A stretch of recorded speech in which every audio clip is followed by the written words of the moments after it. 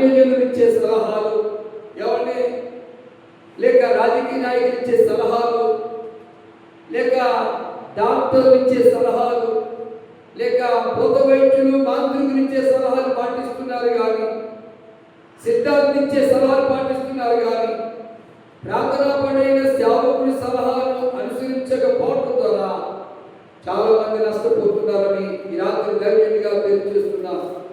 కానీ ఇక్కడ వారైతే సమస్య సేవకులు చెప్పుకున్నారు. అయితే ఆ సమస్యను పరిష్కరించిన సేవకుడు ఒక సలహా ఇస్తున్నాడు. ఏమంటున్నాడు? అతడు కొత్త పాత్రలో ఉప్పు వేసి నా యొద్దకు తీసుకొని రండి, నా యొద్దకు తీసుకొని రండి అని వారితో చెప్పారు. చూసారు, కొత్త పాత్రలో ఉప్పు వేసి నా యొద్దకు తీసుకొని రండి అని చెప్పాడు.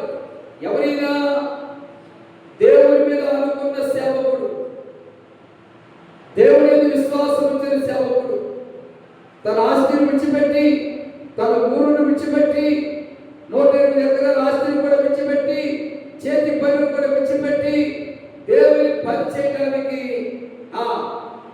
దేవుని మాట ప్రకారము దైవ సేవకుడైన ఏలియా దగ్గరకు వచ్చి పరిచర్య నేర్చుకుంటున్న సేవకుడు పరిచర్య నేర్చుకున్నాడు. సేవకుడి దగ్గర నమ్మకంగా ఉన్నాడు. సేవకుడు మాటలు విన్నాడు. సేవకుడు చెప్పినంత చేశాడు. సేవకుడి యొక్క ఆత్మాభిషేకాన్ని పొందుకున్న ఎలీషా తన ఆత్మీయ తండ్రి కొనుక్కోబడిన తర్వాత, తన ఆత్మీయ తండ్రి యొక్క అభిషేకము తర్వాత వచ్చిన తర్వాత తను అనేక ప్రాంతాలకు వెళ్తున్నప్పుడు ఈ గ్రామంలో ఈ సమస్య ఎదురైనట్టున్నాడు. కొత్త పాత్రలో ఉప్పు వేసి తీసుకురండి. ఎందుకయ్యా వారు అడగలేదు, కానీ దైవ సేవకుడు చెప్పినట్టుగా ఆ పని వారు చేశారు. వారు తీసుకొచ్చిన తర్వాత వారు దాన్ని తీసుకొని రాగా అతడు ఆ నీటి ఒడ్డు యొద్దకు పోయి, వారు సేవకుడు చెప్పినట్టు చేశారు.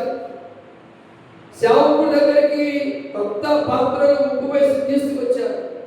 తీసుకొచ్చిన తర్వాత సేవకుడైతే ఆ కొత్త పాత్రని పట్టుకుని ఎక్కడికి వెళ్ళారు?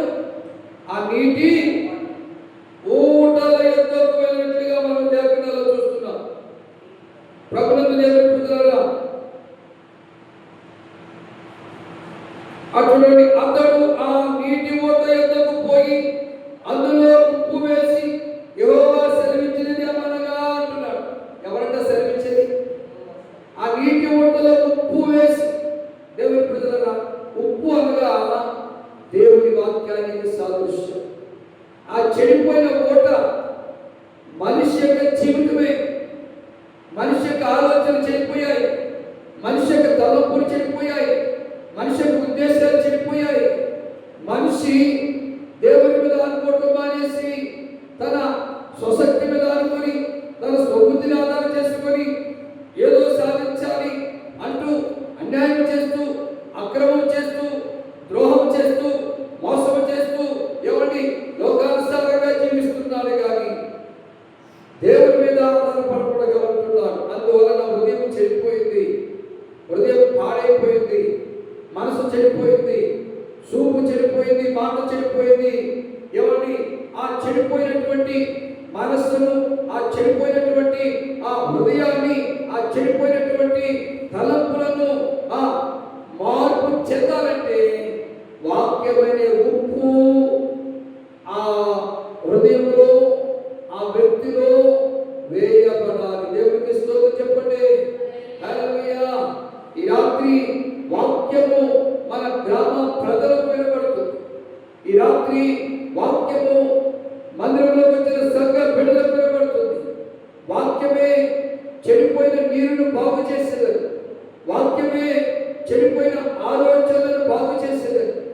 వాక్యమే చెడిపోయిన శరీరంలో ఏ అవయవాలు చెడిపోయాయో, ఏ పాటలు పాడైపోయాయో, ఆ పాటలు చెడిపోయిన అవయవాలు బాగుపడాలంటే నీ హృదయంలో వాక్యమైన ఉప్పు వేయబడాలి. దేవునికి స్తోత్రం చెబుదాం. హల్లెలూయా.